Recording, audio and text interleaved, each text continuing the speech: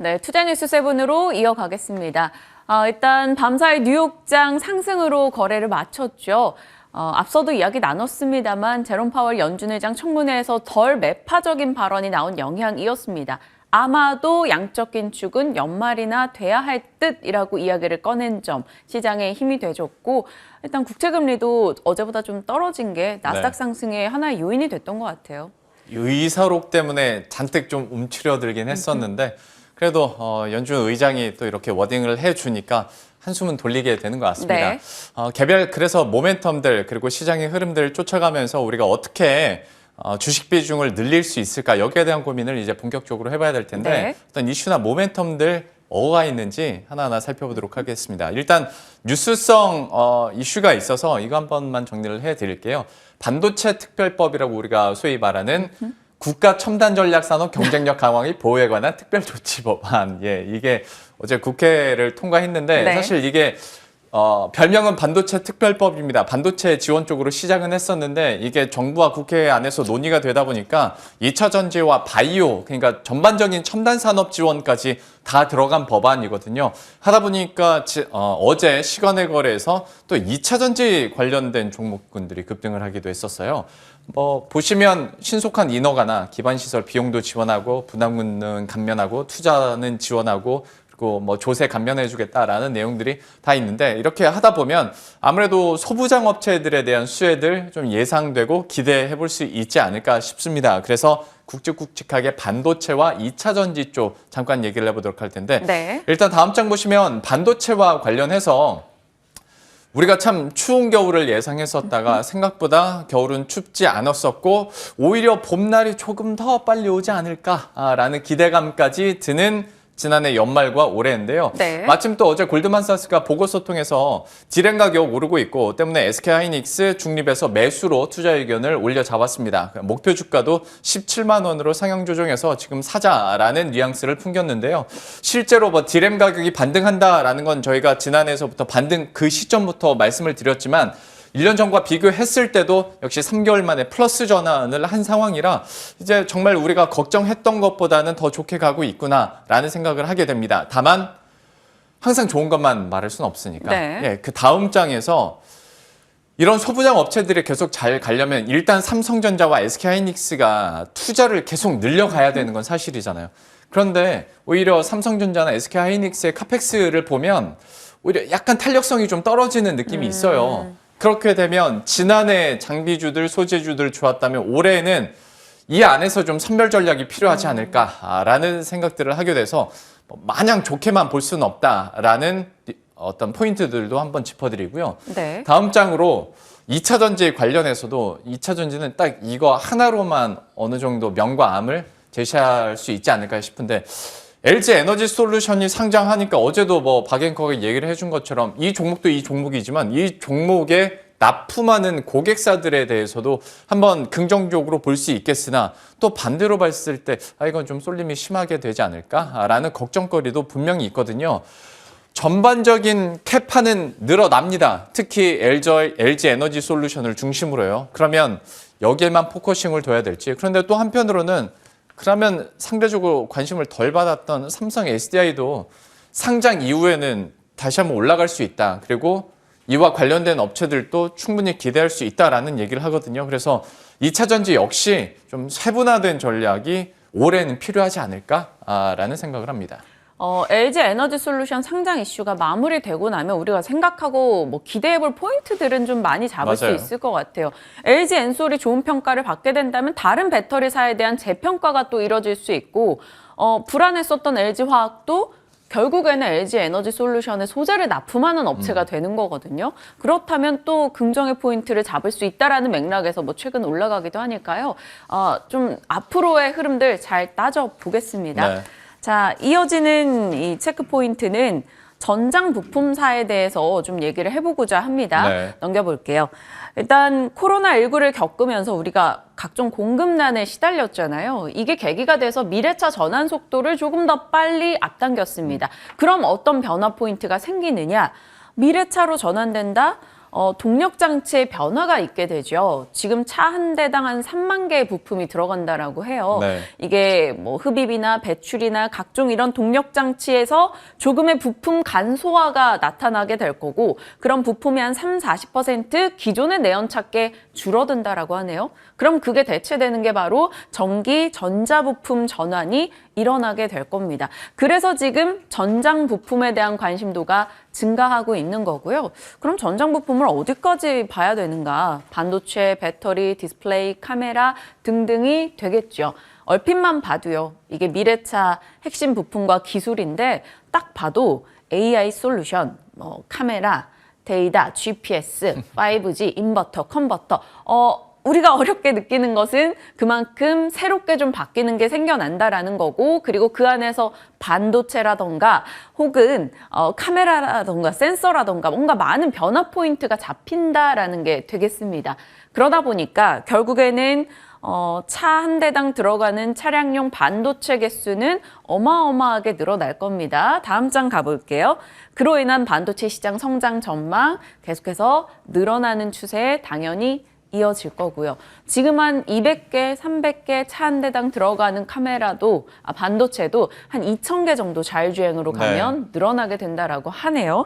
자, 전장 부품사들이 사실 지난해 엄청 주목받았던 건 아니에요. 연말만 빼놓고 한 4분기 빼놓고 본다면 1, 3분기는 부진했었거든요. 왜 부진했었는가 한번 넘겨보죠. 전방산업인 완성차가 일단 조금 심리가 꺾여 있었다라는 점. 그리고 내연기관 미래차 전환으로 인해서 일시적인 실적 악화가 있었다라는 거죠. 전장 부품사들이 내연기관의 수주를 조금 줄이고 미래차 전환을 위한 투자를 늘리면서 실적에 대한 부담이 있었고요. 외형 성장을 위해서 투자를 많이 했고 또 저가 수주가 경쟁이 치열해지면서 있었기 때문에 부담이 있었다라는 겁니다. 그런데 이제는 전기차 위주 성장 일어날 거고 전장 부품사는 당연히 득을 보게 될 것이고 그동안 투자했던 거 결실을 맺어가는 과정이다 보니 인포테인먼트나 자율주행, ADAS 기능의 탑재 뭔가 많은 변화가 있다라는 게 되겠습니다. 그럼 이쯤 되면 우리가 궁금한 거 그래서 전장 부품사 뭐가 있는데 되겠죠. 한번 정리를 해봤습니다. 좀 빠진 것도 있을 것 같긴 합니다만 최대한 모았어요. 전장 부품 공급 체인입니다. 차량용 반도체 쪽에서는 삼성전자, 해성DS, 텔레칩스, 카메라 센서 쪽에서는 삼성전기, LG이노텍, 엠시넥스, 칩스앤미디어, 세코닉스, 디스플레이, 조명, 기타, 또 전장 티어 업체들 LG전자, 현대모비스, 만도 등이 있습니다. 이 중에서 연말부터 정말 흐름이 좋았던 것도 있고 아직까지 조금 아쉬운 흐름이 나오는 종목, 대표적인 게 만도가 되겠죠. 이런 흐름도 있습니다.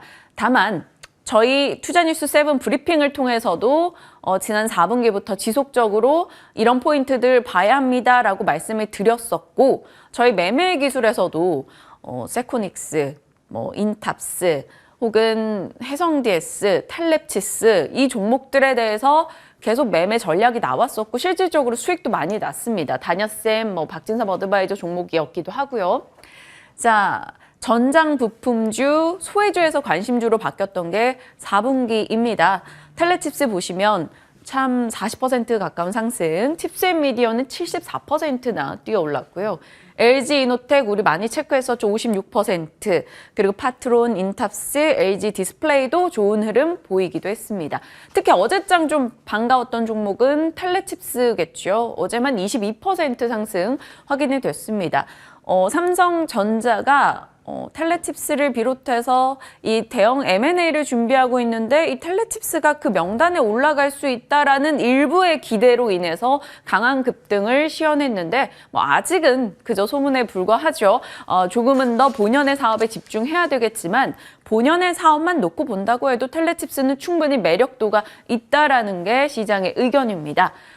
올라온 텔레칩스를 비롯해서 지금 전장 부품사들 내에서 좀 메리트가 있는 게 어떤 게 있을지 전략 챙겨봐야 될 것 같습니다. 그러니까 앞에서 박앵커가 한번 딱 수익률 비교해줬던 텔레칩스, 칩스앤미디어, LG이노텍, 삼성전기 그리고 LG 디스플레이까지 생각해 보시면 참 오랜만에 듣는 내용이다라고 생각하실 수도 있는데 저희들이 여러분 질릴까봐 어떻게 하면 좀 그림을 다르게 해서라도 표현을 하고 좀 다르게 접근할까만 했지 항상 결론은 이 종목들이 나왔었거든요. 네. 지난해 하반기서부터 그리고 특히 4분기부터 집중적으로 브리핑을 많이 해드렸었는데 이런 전장 부품과 관련된 어떤 성격으로 그 포인트로 이 종목군들 보시면 또 새로운 추가 상승 모멘텀을 발견하실 수 있지 않을까 싶습니다. 정말 다 들어갔죠. 자율주행에도 들어갔고 로봇 관련한 이야기 때도 들어갔고 네. 뭐 DDR5에 섞이는 종목들도 있고요. 그냥 카테고리를 조금 달리 저희가 계속 언급은 드렸으니까 네. 여러분들도 이런 이슈 팔로우 좀 잘 해보시길 바랍니다. 예. 그리고 이제 시장이 흔들릴 때 저희가 이것도 역시 좀 앞서서 얘기를 해드렸던 것 중에 하나가 금융주인데요. 네. 은행주에 대해서 다시 한 번만 잠깐 포인트 짚어보도록 할게요. 아무래도 이제 금리 상승기에는 은행주들이 방어적인 성격을 해줄 뿐더러 시장에 대해서 아웃퍼폼을 할 수 있는 대표적인 업종이기 때문에 한번 얘기를 해볼까 하는데 지난 2009년과 2016년 금리 상승기 때도 실제로 파란 선, 이 코스피보다 은행주, 은행업종 빨간 이런 선이 훨씬 수익률을 상회했다라는 거죠. 네. 그리고 지금이 딱 그 시기란 겁니다. 다음 장 넘겨보시면 비슷하게 가긴 가요. 그리고 지난해를 생각한다면 금융업종이 그렇게 탄력적이는 않았잖아 라고 생각하실 수도 있는데 어쨌거나 시장 수익률은 상회하고 있고 특히 요즘 들어서 이런 상승폭을 생각을 한다면 은행업종이 아웃퍼폼하는 건 확실하거든요. 네. 초과 수익을 내주고 있습니다. 때문에 금융업종에 대해서 조금 더 진지하게 살펴볼 필요도 있지 않을까라는 생각으로 오늘 얘기를 꺼내봤는데요. 다음 장 몇 가지만 더 보도록 하죠. 어쨌거나 금리 상승기다 보면 은행 입장에서는 변동금리 대출이 많으면 많을수록 기초체력 탄탄해지고 향후에 그냥 앉은 자리에서 돈을 더 벌 수가 있는 네. 거거든요. 실제로 4대 시중은행 가운데서 변동금리가 어디가 많은가 봤더니 신한은행이 가장 많았고요. 하나은행 그리고 우리와 KB가 그 뒤를 이었습니다. 때문에 어떤 토픽을 선정하는 데 있어서도 이게 한 가지 포인트가 될 수 있지 않을까 싶고 다음 장 보시면 뭐 어제도 그렇습니다만 이번 주에 월, 화 동안 이런 은행주들이 꽤 많이 올랐거든요. 우리금융지주는 이틀 동안에 11%가 올랐어요. 이 정통적인 금융주들이 올랐었던 이유 물론 앞에서 말씀드렸던 포인트도 있겠지만 상대적으로 인터넷 전문 은행에 대한 어떤 부침들 카카오뱅크는 카카오 그룹 전반으로 지금 악재들이 있잖아요. 카카오페이 계속 악재성 이슈들이 나오다 보니까 카카오뱅크에 대해서도 좀 당연히 투자 심리가 위축될 수밖에 없고 K뱅크에 대한 상장 그 가능성까지 나오다 보니까 이틀 동안에 10%가 빠졌거든요. 그러면 지금 상황에서 혹시 1등인 KB 쪽이나 혹은 앞에서 말씀드렸던 뭐 변동금리 비중이 높은 신한 쪽으로 가는 게 맞는 것인지 좀 여러 가지 좀 의견들이 나올 수 있으니까 은행 업종에 대해서도 계속해서 예의주시하실 필요가 있어 보여요. 많은 분들이 2차 전지, 게임주, NFT, 메타버스 이런 종목들 네. 그렇게 막 강하게 올라가는 거 보면서 은행주 뭐 좋다한들 이런 종목 사야지 이거 언제 사? 뭐 이런 얘기들 하셨잖아요. 근데 우리가 항상 말씀드리는 게 포트폴리오 비중에서 깔고 가야 되는 것도 항상 있잖아요. 그러다 그리고- 보니까 저희가 간간히 얘기를 드리는 것 같아요. 그리고 시간이 지났을 때 그들 종목의 변동이 이렇게 심하게 나올 때와 네. 또 금융주가 나름의 안정성을 갖고 가는 종목이니만큼 좀 포트 전략을 뭐 그 종목으로 100% 사라는 거 아니니까요. 네. 여러분들 금융주도 금리 상승기에는 분명히 메리트가 있다라는 점을 얘기해 드리니까 한번 잘 점검하셔서 선택하셨으면 좋겠어요. 지금 우리들의 자기 자랑이 선을 좀 넘고 있다라는 피드백이 나왔으니까 예 바로 이제 전문가와 함께 그러면 투자 전략 어떻게 녹여볼 수 있을지 바로 이야기 나눠보도록 하겠습니다.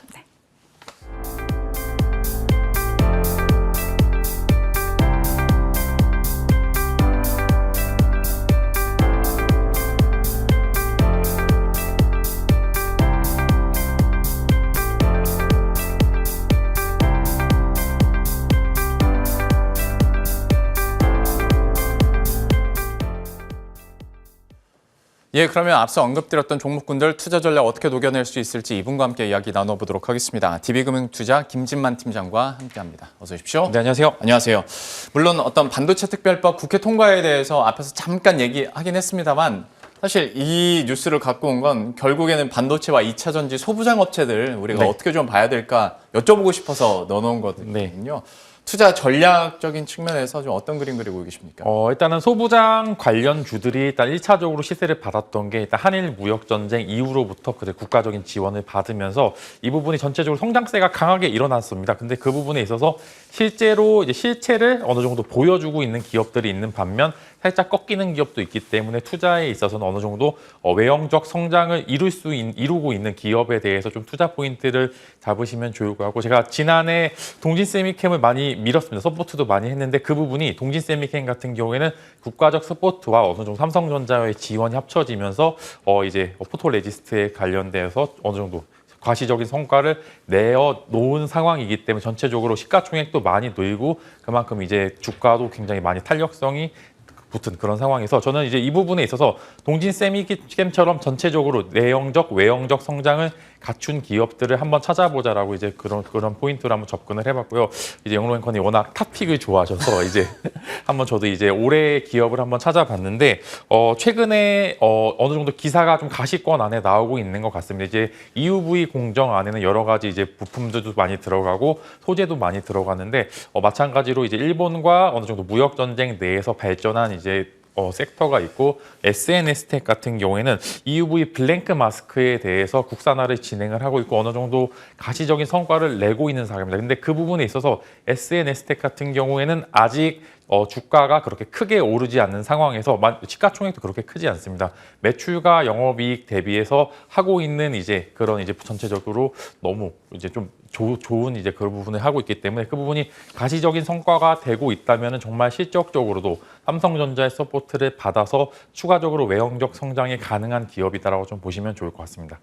SNS텍에 대해서 또 토픽을 가져오셨어요. 올해 흐름들도 동진세미캠처럼 좀 더 잘 나갈 수 있기를 한번 기대해 보도록 하겠습니다. 반도체와 2차 전지 관련해서 또 소부장 업체들 관련 투자 전략 세워봤고요. 이어서 전장 부품도 한번 체크해 보도록 할 텐데 이게 또 애매해지는 게 전장 부품 관련주 다 모으다 보면 차 한 대 나오거든요. 맞습니다. 그러면 이거를 어떻게 좀 시각을 좁힐 수 있을까?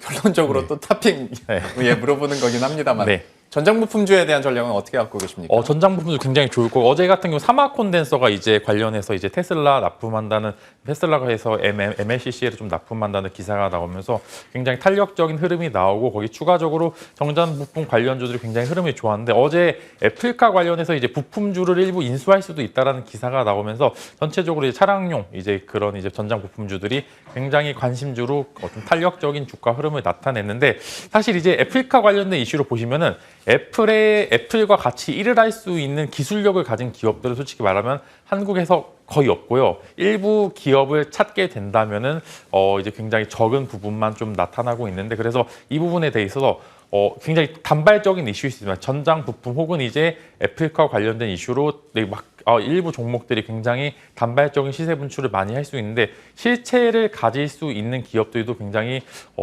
좀 보셔야 되는 부분이고 삼성전자도 아까 말씀하신 것처럼 M&A 관련된 이슈가 나왔는데 삼성전자가 국내에 기업을 인수해서 이제 그 부분에 서포트하기에는 사실 전체적으로 부담 가는 상황이 많고 삼성전자가 매력도를 느낄 만한 기업들은 사실 국내에 좀 없다고 보시면 좋을 것 같습니다. 그래서 저는 전체적으로 이런 외형적 성장 혹은 이제 어느 정도 기술력이 갖춘 기업은 국내에서는 LG전자뿐밖에 없다라고 좀 말씀을 드릴 수 있을 것 같고 아무래도 전체적으로 애플과 관련된 이슈를 잡아야지 좀 전체적으로 성장이 되지 않을까. LG 마그나 트레인 사실 합작사가 나왔는데 나온 거에 비해서 사실 외형적으로 전체적으로 차량용 반도체 쇼티지 때문에 아직도 좀 이제 실적 부분에 대해서는 가시적인 성과를 못 내는 상황이기 때문에 이 부분에 있어서 이 부분을 한 번에 탈피할 수 있는 주제가 애플과 관련된 이슈로 전장 부품 관련해서는 아무래도 LG전자가 좀 탑픽으로 좀 말씀을 드릴 수 있지 않을까라고 좀 설명을 드리겠습니다. 예, 참 이렇습니다. 그러니까 전장 부품으로 하는데 결론은 이제 LG전자로 날 수 있는 그런 산업 구조들이나 뉴스들이 이어지고 있는데 애플카 이슈도 다시 한번 또 환기를 시켜줬으니까 저희들도 기대하면서 뉴스 쫓아가 보도록 하겠습니다. 전장 부품주 이렇게 살펴봤고요. 코너 속의 코너로 넘어가 보도록 하죠. 오늘의 진만스픽입니다. 역시 2차 전지주에 대해서 이야기를 준비하셨고 이게 이 안에서 그러니까 물론 이렇게 제목을 지으신 거 보니 셀업체와 또 특히 이 중에서 LG 에너지 솔루션 얘기를 하실 것 같은데 네. 어떤 그림과 전망하고 계신 거예요? 어제 오랜만에 연락 오신 분들이 되게 많더라고요. 너무 많이 빠지는데 도대체 어떻게 해야 되냐라고 이제 하시는 분들이 굉장히 많아서 이제는 어느 정도 작년에 매수하신 분들도 이제 슬슬 손익 구간에서 언제 왔다 갔다 하는 이제 상황이 오는 것 같은데 전체적으로 다들 아시겠지만 LG 에너지 솔루션의 상장 때문에 펀드 자금들이 일부 빠진 것도 많습니다. 근데 이 부분에 있어서 다시 들어올 가능성도 굉장히 크고요. 일단은 전체적으로 외형적 성장을 한 기업들이 굉장히 많은데 이 부분에 있어서 2024년도 혹은 25년도에 매출 혹은 수주 잔고까지 끌어와서 성장을 한 거기 때문에 이런 이제 금리 인상 시기에는 상대적으로 좀 성장주들이 부담을 가진 건 맞습니다. 그렇지만 저는 그래도 외형적 성장은 계속적으로 이뤄질 것이라고 보고요. 단발적으로 시세가 빠지는 거기 때문에 계속적으로 추가 매수 혹은 이제 신규 매수를 통해서 주식 수를 늘린다면 결국에 시간의 문제지 그닥 문제가 될 만한 기업들은 크게 없다라고 좀 말씀을 드릴 수 있을 것 같습니다. 예. 그러면 이 전반적인 시장 흐름들을 봤을 때 LG 에너지 솔루션 상장 이후에라도 우리가 좀 더 적극적으로 볼 수 있는 종목은 어디가 있을까요? 저는 이제 외형적 성장을 하는 기업, 이제 LNF와 이제 엔캠을 좀 보시면 좋을 것 같은데, 굉장히 좋은 기업들 많고, 특히 코스닥 쪽에 굉장히 좋은 기업들 많고, 이제 코스닥 시가총액 상위권 종목들이 2차 전지 쪽으로 많이 바뀌게 되는데, LNF 같은 경우 이제 영업이익률이 점점 많이 개선이 되고 있고, 영업이익률이 거의 에코프로 BM과 근접하는 수준까지 올랐는데, 아직 시가총액 차이는 조금 있습니다. 그래서 저는 이 부분에서 만약에 2차 전지 쪽의 흐름이 다시 좋아진다면은 LNF가 높아지는 영업이익률을 바탕으로 굉장히 탄력적으로 오르지 않을까라는 말씀을 드릴 수 있어요. 영업이익률이 왜 중요하냐면 이제는 성과를 보여주지 않으면 도태됩니다. 이제 포스코 케미칼도 굉장히 좋은 종목인데 포스코 케미칼 같은 경우는 아직 영업이익률이 개선이 안 되고 있기 때문에 상대적으로 주가가 좀 더 빠지는 모습을 보여주는 거 보면 이제는 정말 성장주들이 실적으로 보여주지 않으면은 이 부분에 있어서 조금 디스카운트를 많이 받을 수 있는 상황이다라고 좀 표현을 하겠고요. 엠캠 같은 경우는 지난해 상장을 해서 고가 찍었다가 다시 내려오고 있는데 저는 올해의 기업으로 엠캠을 선정하는 게 수주 잔고도 많고 이 부분에 있어서 특히 전해질 전해액 기업 같은 경우는 어떤 배터리가 와더라도 그 부분에 있어서 성장을 같이 할 수 있는 부분이기 때문에 지금 많이 빠졌지만 이제 상장주 치고는 그래도 보호 예수 물량도 많지 않아서 이 부분에서 그렇게 주가 부담도 크지 않다. 지금 정도면 그래도 매력적인 자리가 오지 않았나고 이제 분할 매수 시점도 충분히 가능하다라고 말씀을 드릴 수 있을 것 같습니다. 일단 외형 성장 쪽으로 포인트를 두면서 두 종목 LNF와 엔캠 또 얘기를 해줬으니까요. 이 두 종목의 흐름들도 관심 있게 계속 지켜보도록 하겠습니다. 오늘 DB금융투자 김진만 팀장과 함께했습니다. 말씀 고맙습니다.